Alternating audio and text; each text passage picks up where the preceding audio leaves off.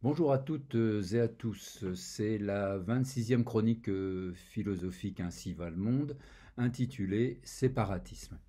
De tous les côtés, on n'entend plus que cela, séparatisme, séparatisme, séparatisme.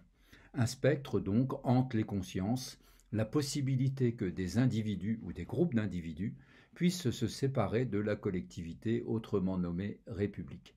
Lorsque je dis de tous les côtés, la préoccupation semble plutôt concentrée dans les sphères politiques et médiatiques, car dans la vie ordinaire de chacun, on ne semble pas beaucoup s'inquiéter de cette affaire. Ce n'est pas une raison pour dire qu'il n'y a pas un problème. Dans les sphères dites hautes ou dans les milieux qui s'autorisent à penser, on pense, en général pour nous, on pense ce que nous devrions penser. Ainsi, vous n'aviez pas de problème et viviez tranquillement avec vos congénères. Vous ouvrez le poste de radio ou de télévision, vous apprenez qu'il y a des gens ou des groupes de gens qui veulent se séparer de vous, on trouve que ce n'est pas bien, et maintenant, lorsque vous mettez le nez dehors et surtout les yeux, vous allez en effet trouver qu'il y a des gens qui se distinguent, qui sont différents et qui, manifestement, veulent nous quitter. À toutes fins utiles et pour d'autres sujets, repérez bien ce mécanisme qui consiste à faire passer d'une relative tranquillité à une intranquillité, à une contrariété, à faire passer d'un état insouciant et négligent à un état inquiet et soucieux. Fort heureusement, une avant-garde clairvoyante veille sur nous pour nous éviter les pires dangers. Bien, admettons provisoirement qu'il y a un problème de séparatisme en France, ou au moins à Paris. Mais gardons à l'esprit, pour cette question et toutes les autres, la fameuse maxime d'Épictète, ce philosophe de l'école stoïcienne. Écoutez bien ceci. Ce qui trouble les hommes, ce ne sont pas les choses, mais les opinions qu'ils en ont. Par exemple, la mort n'est point un mal, mais l'opinion qu'on a que la mort est un mal, voilà le mal. Lors donc que nous sommes contrariés, troublés ou tristes, n'en accusons point d'autres que nous-mêmes, c'est-à-dire nos opinions. Une bonne recommandation à s'appliquer régulièrement pour ne s'emporter que mieux. Donc, il n'y a pas de problème en soi de séparatisme, et si nous le pensons et que nous en sommes troublés, contrariés ou tristes, interrogeons d'abord nos opinions, interrogeons les jugements que nous portons et sur quoi ils se fondent.